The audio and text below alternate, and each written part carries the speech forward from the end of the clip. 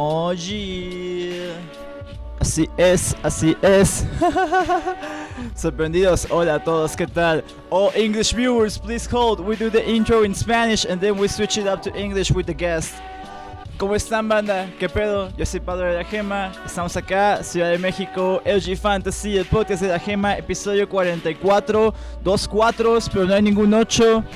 Cámara, no sé qué quise decir con eso. En fin, vaya, ¿cómo están, banda? ¿Cómo se la están pasando? Lunes, nueva semana, nuevo día, nueva vida. Let's do this shit. Acá estamos y traemos nuevo contenido para ustedes de parte de la Gema. Ya saben que es unas semanas nuevas, ya les comento, a las 10 lo van a poder checar por ahí. Ahí vamos a estar streameándolo. Pero antes, obviamente, acá tenemos una entrevista muy interesante. De hecho, esta va a ser, creo que, muy pertinente para la comunidad mexicana y la comunidad latinoamericana que está interesada en hacer torneos.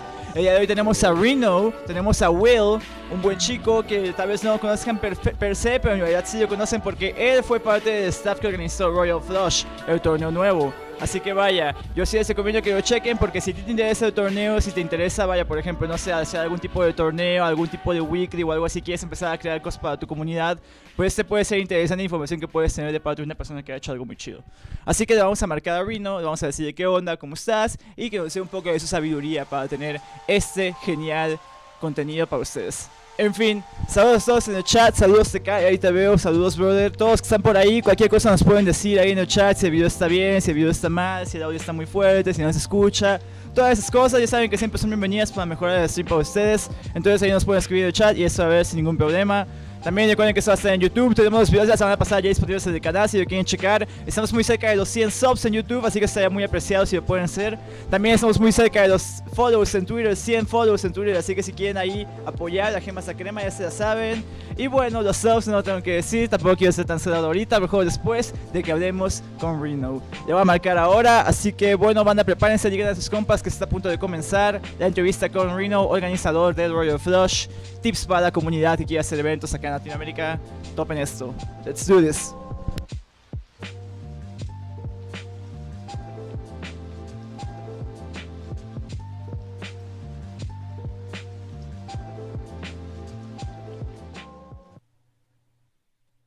Hello, hello. Hey there, Will. What's up? Not much, just hanging out. Nice to know. All right. Okay, Will. So, greetings, first of all. Thanks for taking the time. I appreciate you really hanging out on the podcast today. Yeah, no problem. It's a pleasure to be on. All right. So, first, for starters, I would like to ask you to introduce yourself a bit to the chat. I mean, I was telling them that maybe they don't know you as well, but they actually know you because you were part of Royal Flush. But, like, yourself as a person, can people know about Will, about Reno? Sure. So I've been playing video games for a long time. I started playing Smash in 2006, but I was semi-pro in Counter-Strike before that. Sick. I started playing games since I was like 10 years old. Started with StarCraft, and then I played Warcraft. I played Diablo. Then I switched to Counter-Strike. And then how I got into Smash was my best friend. Since I was the most competitive of our friend group, he beat me in Smash, and I couldn't stand for it. So I decided to pick up Smash and get good at that. And then we went to tournaments for Smash, and then it just kind of history from there. So I got really integrated into Smash since like 2006 up until now. I've been playing for a whole time. Yeah, quite a bit, right? Like, how many years has it been? Since 2006, I think it's 11 years now. Yeah, it's 11. That's quite a while, yeah. So it kick-started from there, and you reached the top rank status, right? You're in the top 100 of FCM rank? Yes, I am. My 100 this year. It might be might drop off next year. I haven't been playing nearly as much as I had liked this year, but hopefully the summer I'll be like traveling around during the summer and earning my spot back in top 100 for next year. All right, but you haven't played as much because you've been doing other stuff, right? You got a lot going on besides just playing Sheik, right? Like, for example, I know you're a foodie, I know you got a blog, but you also do events and commentary. Can you speak a little bit on that? Sure. So I split my time right now between hosting Royal Flush had me busy all the way starting from February.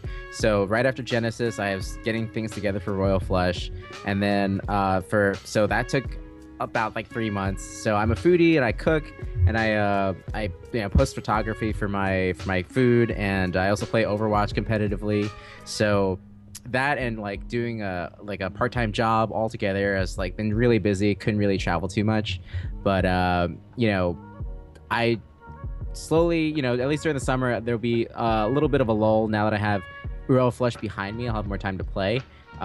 So hopefully, I'll be able to play soon. All right, that sounds good. I would like to touch on Royal Flush, but first I wanted to speak a little bit on things you mentioned along the way. Like for example, you mentioned Overwatch. Like the anniversary for the game launching was just about like a couple of days ago, right? Yeah, I think it was like just last week actually. Yeah, there was an event here in Mexico City hosted by Overwatch Mexico, so we actually got a chance to enjoy that. I don't know if you got a chance to partake in any of the activities of the anniversary. Well, just online, just being able to like open those anniversary loot boxes. Gotta get those skins, right? Yeah, I'm a skin monster. That sounds good. All right. Can you tell me a bit about commentary as well? You've been commentating for a bit, right? I know you are very keen of doubles. Yeah, so doubles commentary. So a lot of people aren't really stepping up to the plate because they don't quite understand doubles fully.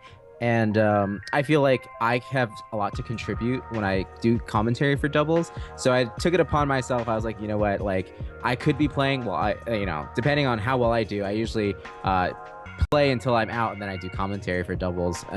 And I just feel like there's so much more knowledge and so much more strategy that a lot of people aren't tapping into or aren't hearing when they're watching doubles. Because a lot of people I've spoken to, are like, oh, I can't follow doubles. I don't understand the strategy in doubles. Yeah. And I want to expose more people to doubles because I love it so much and I love more people to come and join it. So yeah, I'm doing my part to get more people to play doubles. All right, that sounds good. Now, could you mention a bit what do you think is the key defining factor that differentiates doubles commentary from singles commentary? Obviously, I think it would be dynamism, like more of the activity going on around the game, but could you speak on that a bit? Sure. So as we know, like singles and doubles, you need two completely different mindsets in terms of what you can do and what you can't do. So in doubles, you do have a partner there that will be able to assist you, and having that kind of strategy, it's like an extra layer of strategy when you play Smash. So like when you create the chemistry with your doubles partner, that's something that goes, you can't really commentate when you're doing singles. So it's that kind of strategy that I want to bring out, and I want to bring out so people notice more on what specifically double strategies are, so that they can start developing more and more, because I feel like right now we're still relatively undeveloped for double strategy. You have the top players, of course, they've got the top players single skill, right? But then there you have a team like QFAT that aren't ranked 1 and 2 doing amazing work, playing doubles because of their strategy. So I want to highlight it and put it out there that good team chemistry can still, compete with just even high individual skill level players who happen to team together. That's actually quite interesting. I would like to dwell a little bit more on that part you mentioned about some of the mindset and the underdevelopment of doubles team play. Do you think it's something that in this year particularly is growing with the coming of circuits like Fuse or events like that? Like more of the focus that's been put on doubles ever since? Like you said, you commentated doubles in Genesis, right? Yes, so I have a big respect to the guys doing the Genesis Fuse circuit, and I think it's awesome that they're doing a more teams-focused circuit to help grow doubles. Like teams, I feel more of the time because is like a better spectator sport. If you take examples of all the top esports now, like League of Legends, Dota, even Overwatch and Counter-Strike, they're all team-based games. Yeah. Even Rocket League, right? They're all team-based games. Yeah. So they create a lot of excitement because not only do you have your favorite player on a team, but when you see a team organized and you see the team executing a strategy, it looks amazing, right? Yeah. And that's what gets people behind a brand. It's because they're a team and they work together, and it just creates for more excitement.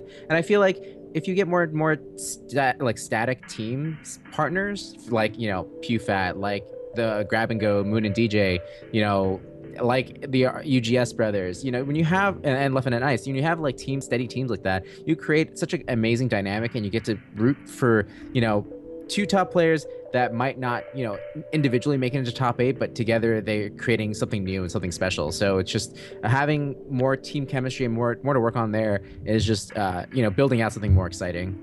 Wow, damn, I actually didn't think about it that deep, so you have a fair point in there. I guess that means that we'll be seeing you in Vegas commentating Fuse? I hope so. I'm not sure how Fuse will be working with Evo exactly, But I do hope that if I can reach out to the Genesis guys and the needy commentators, I'd be more than happy to do commentary for them. All right, all right, all right. I still have some commentary questions left, but I wanna keep them for the end. Right now, I wanna touch on like the actual thing we wanna discuss today, which is Royal Flush. Reno, I was telling you a little bit earlier when we were planning everything before the interview live that the Mexico scene is growing. There's been a lot more tournaments, but there are still people that say, oh man, I would really like to get my scene going. I would really like to kick everything more in Mexico, but I don't have the resources, or I don't have the time or capacity to do it. And I think the example of Royal Flush, a tournament that was made in like 3-4 months, is a great history that could help as experience for people that would look to make events here in Mexico. So could you tell me a bit about how Royal Flush came to be? I know you mentioned Genesis and then you started doing everything for that. So could you go? Sure. So Royal Flush was actually conceived probably in November.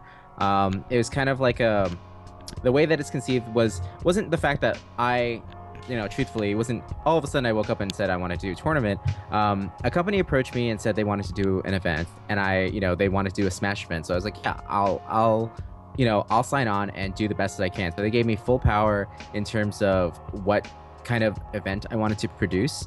And the first thing I did was budgeting. I saw how much money we would get from a sponsor and then kind of planned around it. It was honestly, there's so much planning that gets involved in so many moving parts. Honestly, one of the biggest parts is assembling a team that is very competent. Having a strong team behind you is probably one of the most important things that I could have done.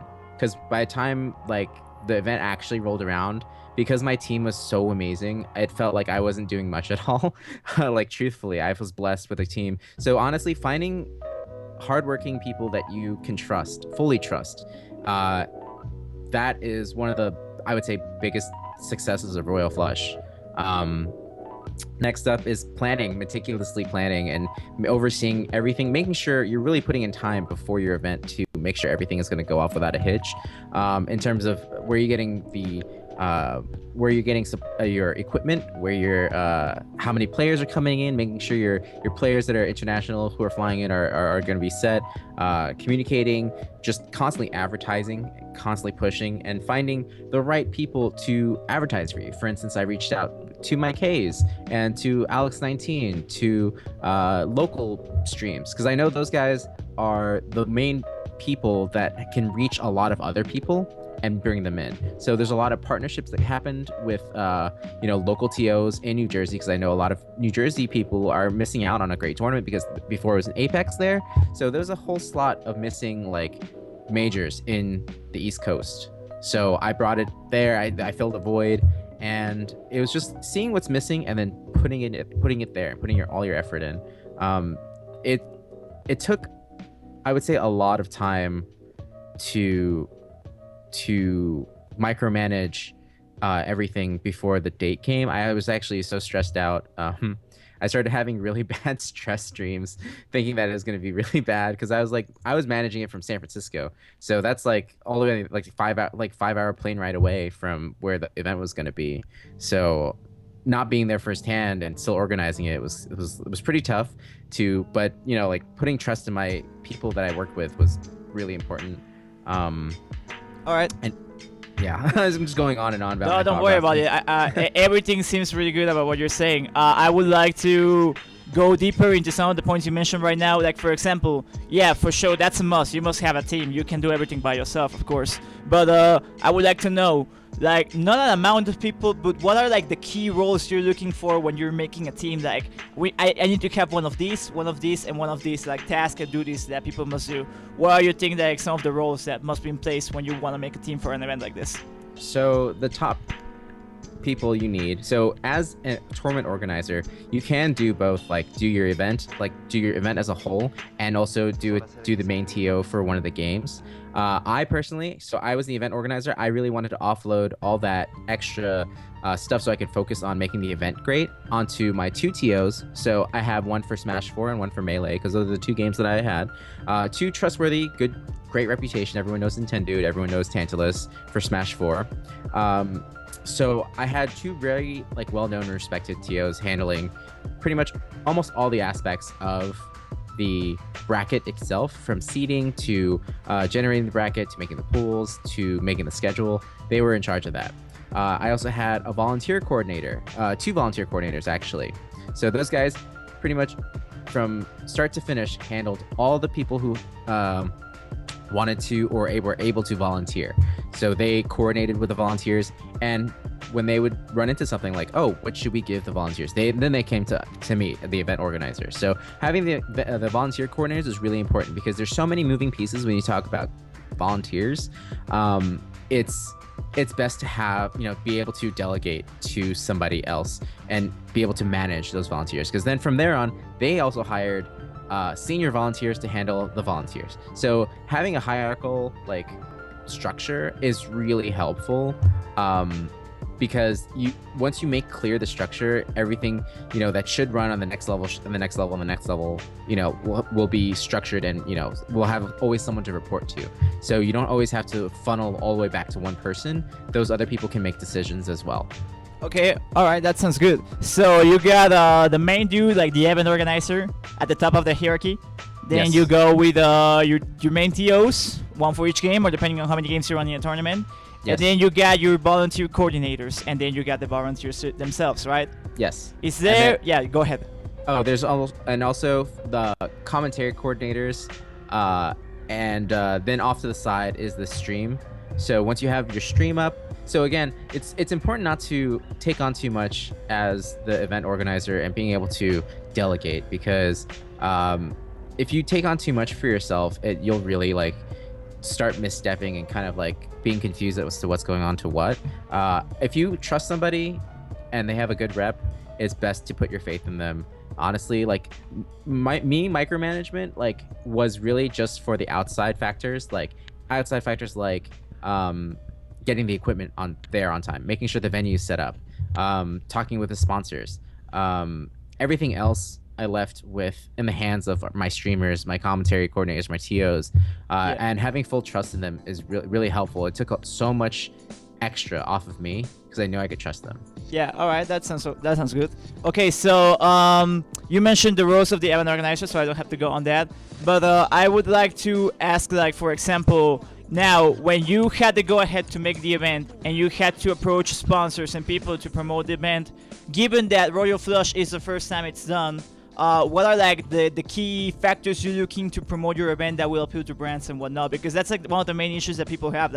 You want to start something but you don't have any backup to go to people to show them that you will have something attractive for them to invest in. So how did you go about that? So I am really fortunate to have been in the community for so long. I built a lot of relationships, just myself traveling around and just meeting people and building those relationships.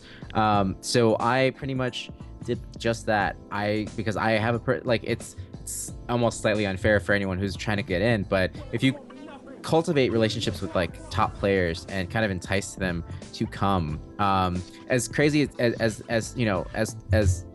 kind of not great as it sounds, but catering to top players a bit more and getting them to come to your event is huge. Because for instance, if you have Armada coming and you have Mango coming and you have Hungrybox coming, you already have 3 of the best players in the world coming, and it's them and all of their fans will want to come and help support the event. As crazy as it sounds, having those guys be there and committing is probably one of the most important things. Having top players commit and being able to advertise them coming is it brings more people out, because you want to meet your heroes essentially, right? So Yeah. And you have a chance to play them. So when you have those people coming and then you have a set up number of registrants, then you take that number and say, hey, to sponsors, hey, I have the top player in my game ranked for several years in a row coming, and then his biggest rival is coming, so it's set to be a great show. And then you just keep selling. You just want to say, oh, and I also have the top TO for Smash Brothers, everyone knows his name, and so on. You just really want to sell how great your event is going to be, and honestly, you have to also back it up. So it's just, once you let sponsors, sometimes sponsors who are not actually involved in gaming, don't know nearly as much, right? So you just have to give them some numbers, take examples of other first time events and how your first time event is different and with something special you're doing about it, and then track your progress, like how many people are signing up and so on and so forth. Once you sell all those points to the sponsors, they become more willing to kind of support you. Okay, all right.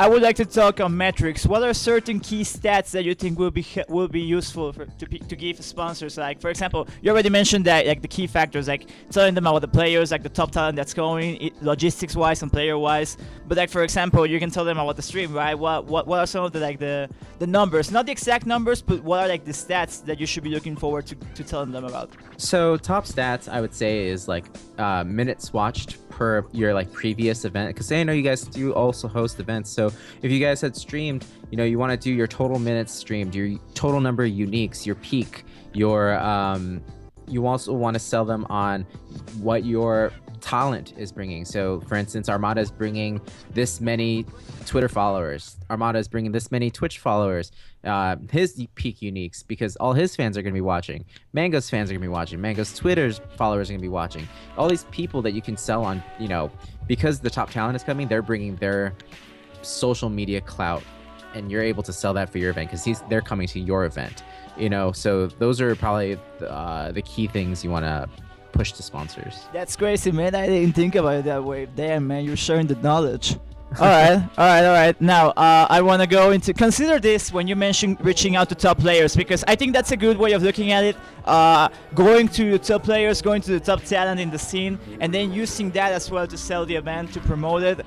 But consider this, for example, here in Mexico, we got the upcoming national, like Smash Factor. So, okay, a bunch of Americans are coming, and a lot of people want to go because the US players are going, right? But then you go with the top talent in Mexico, and they're like, man, I don't want to go because I'm not going to get a chance to get number one. Now, is that a problem? Is that a problem that should be addressed with top players, or is that just them like being like, like kind of lazy and wanting a free win? So, I mean, the top players didn't get to be top players because they knew they're going to win every tournament. So if they're dodging tournaments because they know they're not going to win, they're never going to have the opportunity to be better. So, if anything, you should definitely seize the opportunity to make a name for yourself. Like, this is a huge opportunity for you to be able to play against Mango, or against Armada, against a top US player who's coming to your neck of the woods. It's your opportunity to upset them. If you squander that saying, oh, I'll never be able to, that mindset is really awful, because not only do you hurt the community by not showing up, you also, if you're not making a hype enough event for American players to come out anyway, or from anywhere, if you're not making it exciting for them as well, they're less likely to come out next time. You have to make an effort as, the host, to be able to, bring everything you can, make it super exciting. If you upset them, make them salty and want to come back and fight you again. You know what I mean? It's like stuff like that. You have to be able to support your scene. It's not all about, oh, I'm not going to make money at this event probably, so I'm not going to show up. Like, that's an awful mindset, because you're going to be stagnating. Like, if you keep not supporting, it'll be less and less chances you'll be able to support. You know what I mean? So it's a decline, and it would not do well for the event. Yeah, that doesn't work for anybody at all, so top players should keep that in mind. All right, now I would like to continue on another element of making an event, like the time doing the event, like the event itself and prepping and all whatnot. You mentioned you got the go ahead to do everything in November, but when do you think that the actual moving and doing actions to make the event possible started? So I was approached in November, so I readied the budget and I started tapping the people that I wanted to hire. I started asking them, hey, would you be interested? I had all of that planned out, right? But my event wasn't actually approved until March. So from March until May is when I had the time to actually start making deals with everybody and start saying, okay, this is the budget that I was allowed, so let's make this happen. And I had to prep all the stats, like, oh, if I charge this much for the door, are we able to at least be somewhat positive, right? So I want to put out there that it's not likely that you'll be able to make your first event a Royal Flush type event, because I got, again, very fortunate to have a big company be like, hey, we want to just put money in, right? That's like, it's rare that ever happens. It's really lucky, and it's not the most common way, obviously, but it's possible to build something like Royal Flush, through several iterations. For instance, like Apex started with nothing. Evo actually started with nothing, so it's very, very possible. I skipped a step because we had someone just throw money in it. Like, just want to put that out there before you guys are like, oh, maybe I can just start it. Starting Royal Flush took actually a loss in this first event, but we were able to shoulder that loss because we put on such a great event. So next year we would have a chance to make any losses back, essentially. Go ahead. Yeah, so I was just saying, like, a lot of events, like larger events, will still try and create an event even at a loss. But that's the loss that they take for just the first year. If you create a great, memorable event, you bring more people next time and bigger sponsors next time. For instance, like, I'm gonna just say it, like, Royal Flush went negative like about $15,000, right? But the venue was very impressed. We got the top, like, our peak was 78,000 viewers on Twitch, which is the fourth most viewed Smash event of all time, I think, right now. And then because of all this, next year when I go to approach sponsors, it's going to be much easier and I'll be able to recoup a lot of the losses. So you have to think about the long term and not about, hey, I can't make it like this year. We can't make a profit this year. It's best if you do, obviously, but you have to keep that in mind, that plan out for the long term. Yeah, play the long game. Yeah. Okay, so based on that, I would like to ask, like, for example, when you manage the event and you get to reach the end of it, obviously you might not be able to get positive on money wise, but like, for example, notoriety, like fan appeal, like people enjoying the event, that's like what you're looking for to game, right? Yes. And that's what helps on the second iteration. But like, for example, when you obviously, Royal Flush is not the norm in these kind of cases, but when you approach the sponsors and then there's a problem that they won't see the return of investment money-wise, you have to sell them on like the other things that they get because of it.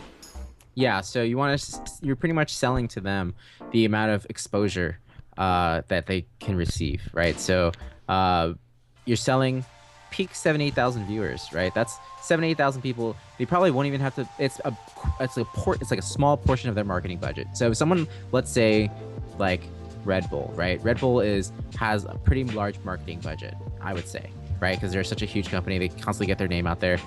For Smash, if they wanted to, really like support like Smash, it'd be a drop in the bucket because our, community is not nearly as large as however many people they can reach in a public level, but because it's like a smaller amount to them and a big amount to us, it's so worth being able to say, hey, you can reach this amount of people, and for like $1,000 you'll be able to reach this many people, and it'll be worth it to them because like their metrics are about, if you think about it, they have a set amount of money set per view on like for dollar amount, Yeah.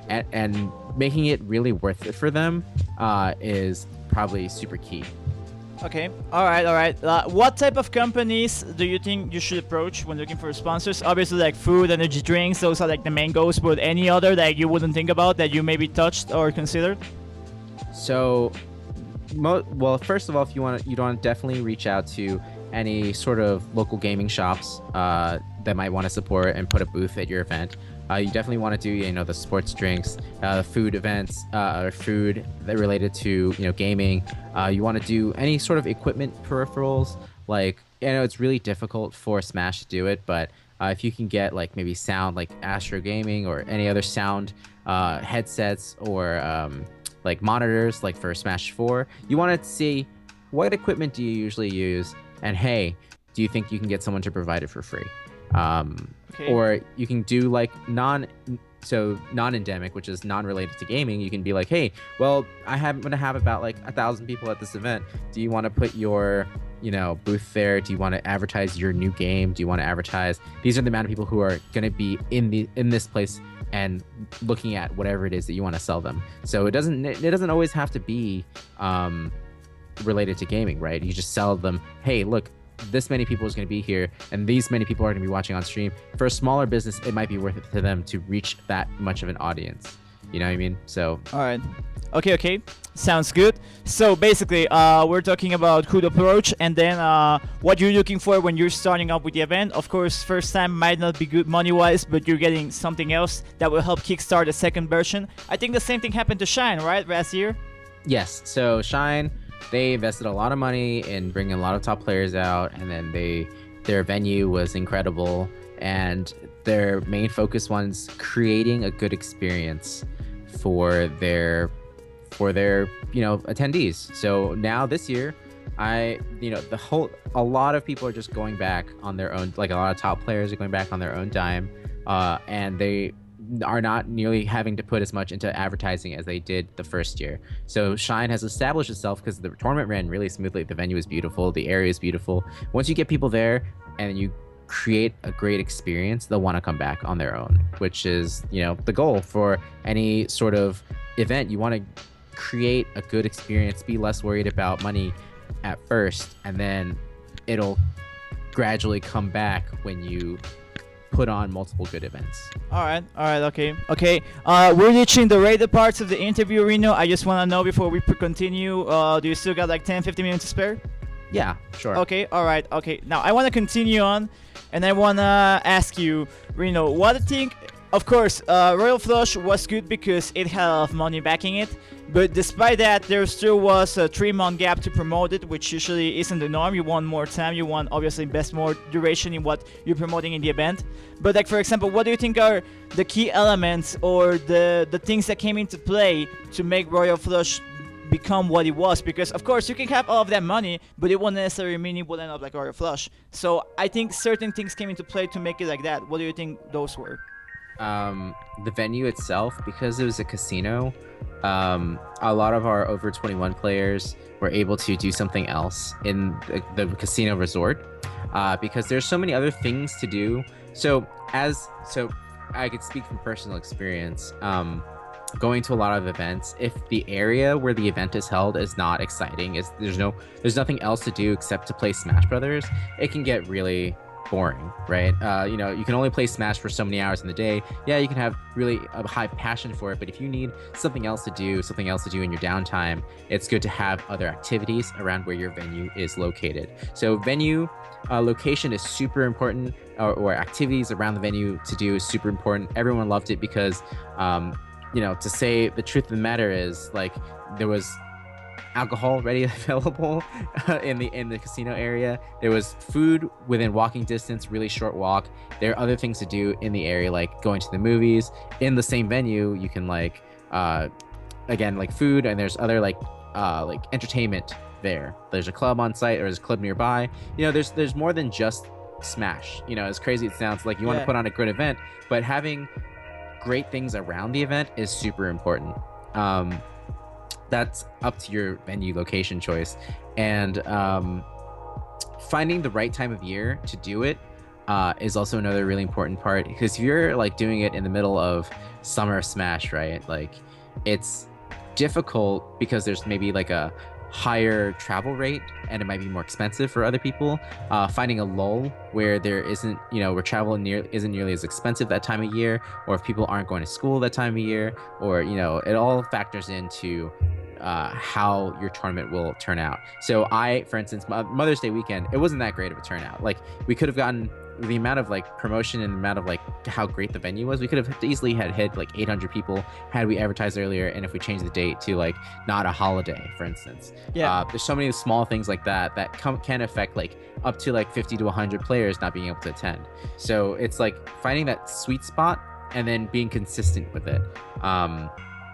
So the venue and the timing is really important, and everything. This other part you can't really control, but I would say it's a big part of the success of Royal Flush was the fact that the sets, the gameplay was so incredible. It's hard to be like, oh, you definitely have to have a Mango Armada to make your event successful. That's unrealistic. But again, it's the lucky part of it that kind of came into play and made Royal Flush extremely memorable, right? And it continues on the Mango tradition of winning on all Mother's Days, right? It's just like an Armada who's been undefeated the past like 6-7 months finally loses it. It's like you really can't like predict it's gonna happen, but the fact that it did is just like, once all the elements are there, like, you hope that for the best. But I can't, like, honestly, I got so lucky with Royal Flush. It's hard to say, oh, well, it's easy, just do this. Like, there is an element of luck in there. Yeah, it all added up and gave that as a result. Yeah. Yeah, okay, alright. So venue, timing, and a little bit of luck, you say. Yeah. Alright, okay, so I think the timing part, that's something that, for example, like when we mentioned Shine in the return of investment thing, I think we could mention CEO Dreamland in this case, right? Timing also affected that event. Yeah. Being on Easter, um, super like not great timing, I would say. Like, Yeah. they needed a certain number to break even, and a lot of people couldn't make it because they have family obligations. It's like certain holidays aren't great for hosting events. You know, it just is that way. So being smart about when you host it and being very on it in terms of like planning your event, being very like focused, not focused, but being very aware of what other events are going on and what holidays are going on is like super important for planning a successful date. Yeah, for sure. Another element that I think came about is, for example, in Thanksgiving, DreamHack, yeah, right? Yeah, DreamHack Winter. Yeah, that's another example. Okay, so Reno, despite the fact that Royal Flush was as a success, do you think there were things that could be done better in the grand scheme of things? I think, of course, the main factor would be time for promotion, I would think, but anything else? So yeah, the lead time for promotion was super important. So you always have to keep in mind as a TO that Smashers are lazy and will not register on time. Yeah. They will always wait to the last minute, and then you have to wait for the last minute.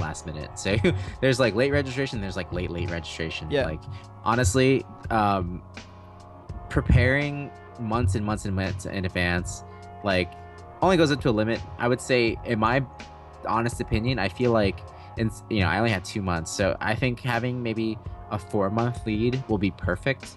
And being able, so that was one of the big hangups on for Royal Flush. The other was having a commentary coordinator on site was important. So last minute, unfortunately, my commentator coordinator for Melee kind of was unable to make it. So the commentary, no one was there to keep the commentators in check in terms of getting to where they needed to be on time. You can tell during stream, but there were some fill-ins, but that was one of the other things that internally was not the smoothest. And then right now, since it's the first time we're dealing with payouts, I love a tournament that pays out on time. So the fact that we've taken 2 weeks so far and we're still working on payouts kind of bothers me. But as a first time organization, like doing payouts, there's a lot of like paperwork and approval that needs to be done before we get that out there, and it's something that we should have prepared better for. But again, it's something that we want to be transparent with, and that's again another super important thing. Being transparent the whole time when you are planning your event is super important. Letting people know what's going on. And another last drawback that I had was probably that kind of a small blow up on Reddit was, or on Facebook, was that I didn't get in touch with the local New Jersey tournament organizers when I should have. So that's due to my like thinking that I had everything under control, but you should always work with local TOs or local players in order to get their backing and their help beforehand. So I asked when I needed help, maybe a little bit too late to their liking, so that was a little bit riled up, but everything worked out. They came out and supported, which was great, because they wanted to help make the event great. And it's just connecting with the locals is also super duper important depending on where you want to host your event. Okay, all right. I got two last questions regarding Royal Flush. So the first one is, you mentioned you would prefer a 4-month lead instead of a 2-month lead for promotion, but despite having 2 months to do it, what do you think were the things that helped you make the promotion as successful as it was despite the time? Having someone to do your graphics and doing your video on call, it was great. Being able to be like, hey, I really need to update this, I really need this graphic, I need to get, like, having someone really dependable on hand to do your graphics and video, super duper important. Also, again, banking on the deals I made with the high influencers that I had for against like the top pro players and the players with the great streams. Because I reached out to those guys and I said, hey, casually, if we make this deal, I can offer you some sort of compensation if you help advertise my event. Now they'll have much more reach because they've built their social media over time. For instance, like let's say Mike Hayes, I said, hey, you know what, I'll pay you this amount if you push my event during your stream. Totally worth it. Gets more people out there because like about like 500 some odd people watch his stream sometimes. Or when he's doing Friday Night Turn Up in SoCal, how many people tune into that. You have to kind of do a cost analysis there in terms of like having people that the influencer can reach with their tweets, with their Twitch, and make it worthwhile for you to be able to pay them to help you advertise. Yeah. All right. Okay.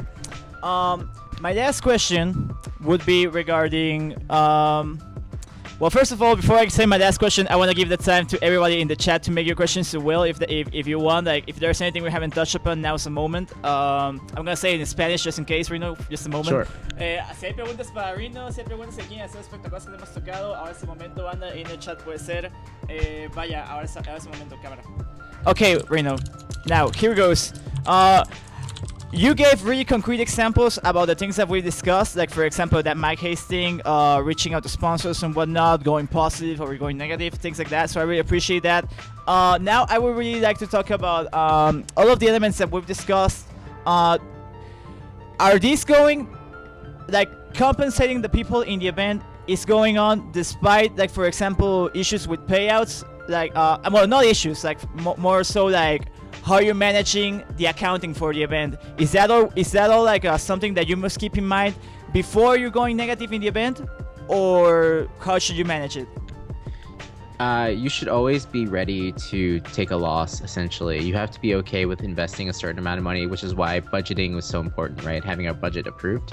And then you need to set a certain number that's realistic for you personally. Like, what's the minimum number of people that need to come in order for you to not, be out more than you're comfortable being out of? So for instance, like, let's say I'm more comfortable being out at $5,000. This is how much I can pay each person if this many people come.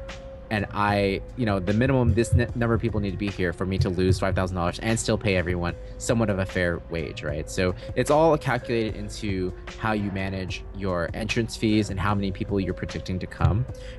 It's not always easy because things don't ever go, your way all the time. So, but once you make a commitment to pay somebody, like, you have to be ready to pay them. Regardless of if your event makes money or not. So all right. it just goes into the integrity of the event, right? If you're promising someone a payout and you're not paying them, yeah, there's going to be an issue, and that's not good for any event.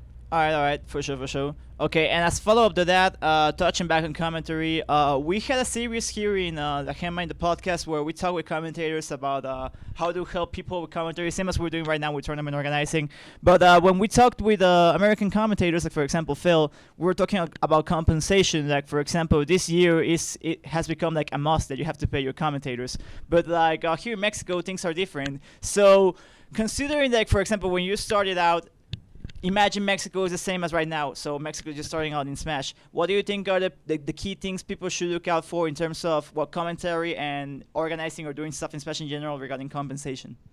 So commentary is work. And I would say that those, as you rise up and put more dedication into commentary and more people, respect your commentary, you become a step up from your general day-of-the-mill commentators, right? You have more knowledge. You do specific research on certain matchups. You do player versus player stats.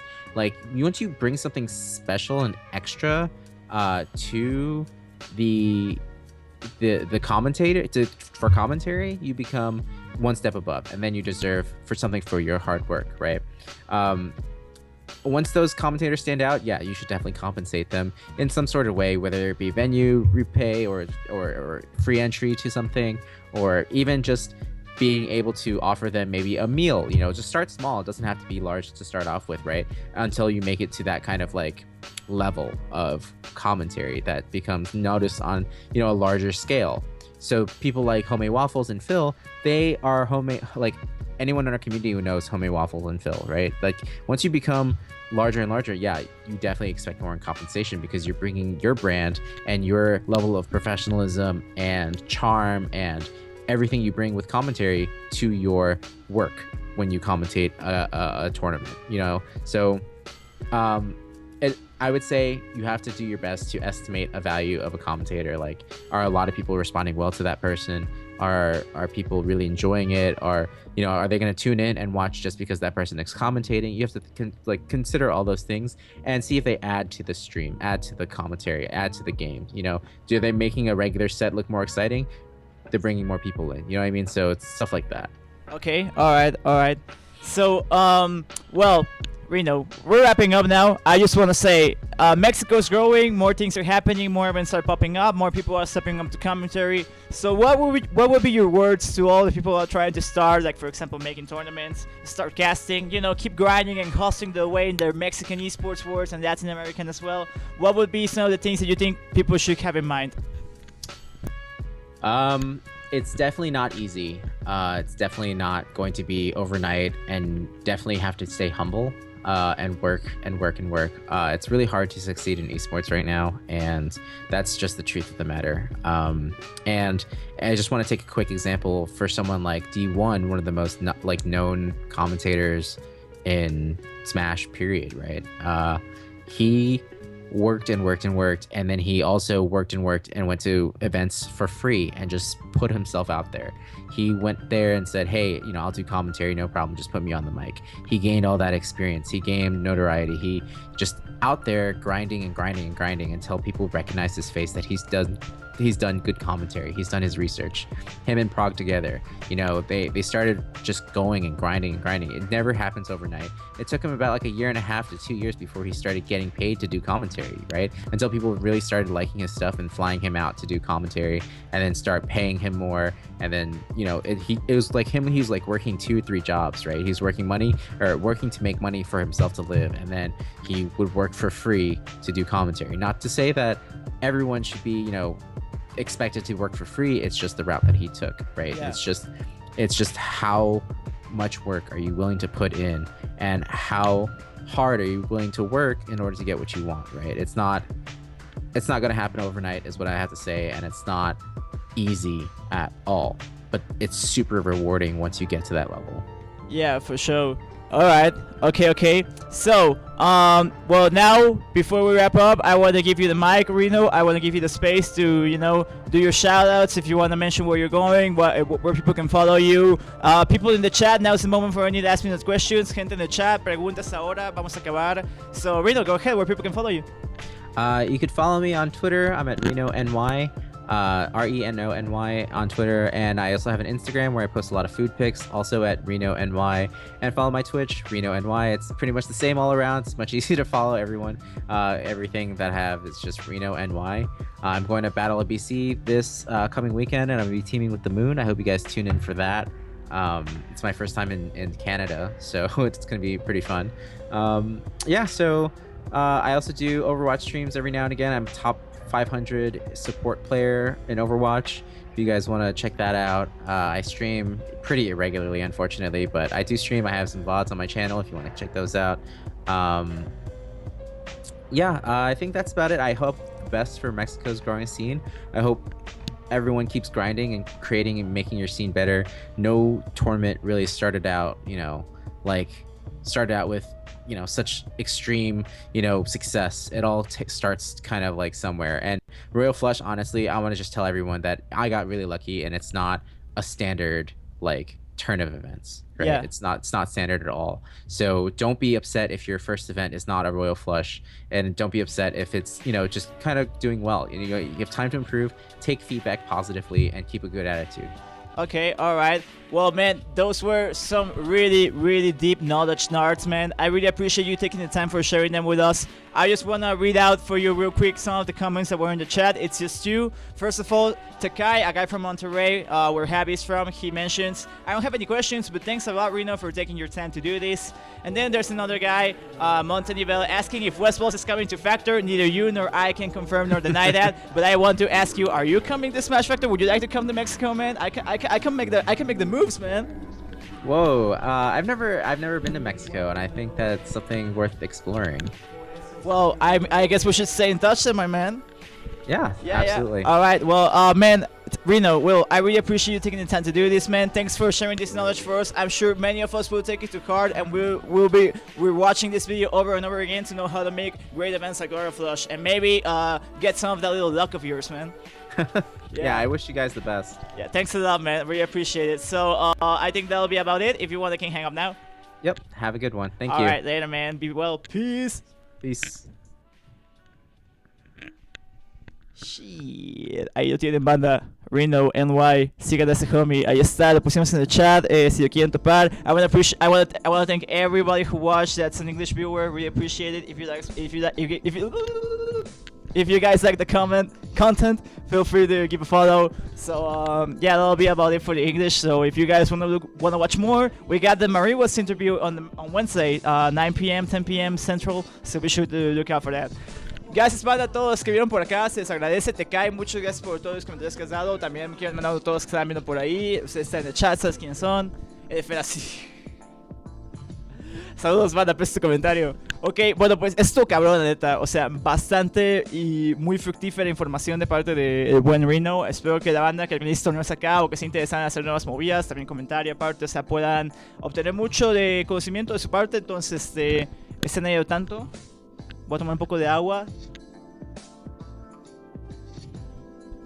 Creo que eso es todo. Bueno, nada más tengo que hacer algunas menciones. Si les gusta el contenido, obviamente denle follow, la gema crema, ya se lo saben.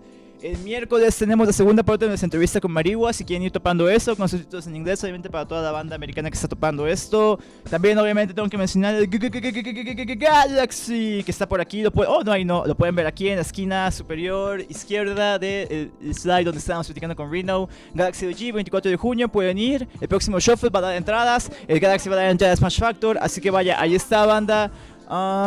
Más movidas se vienen, no están escuchando, pero esa es música de Sonic Adventure 2 Battle, ya saben, de los niveles de Knuckles, Chopped and Screwed, porque me gusta el hip hop sureño, descansa en paz DJ Screw. Pero bueno, ¿por qué menciono eso? Porque probablemente mañana o unos días de estos tengamos una entrevista muy especial para ustedes acá en el podcast de la Gema. Así que si quieren YouTube para un nuevo contenido que vamos a tener, ya saben, mañana, pasado, todos los días, aquí vamos a tener crema para ustedes. Recuerden que la Gema es la crema. Y si les gusta eso, pues le pueden dar un sub por ahí.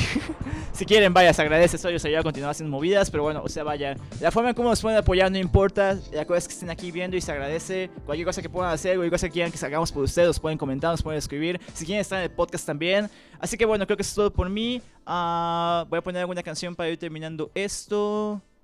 ¿Qué creo que podría ser? ¿Cuál sería buena?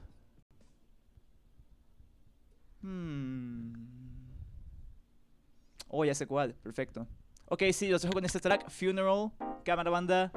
Cuídense, se aprecia mucho su viewership. Nos vemos en el próximo capítulo del podcast de la Gema o aquí en el canal de la Gema. Peace.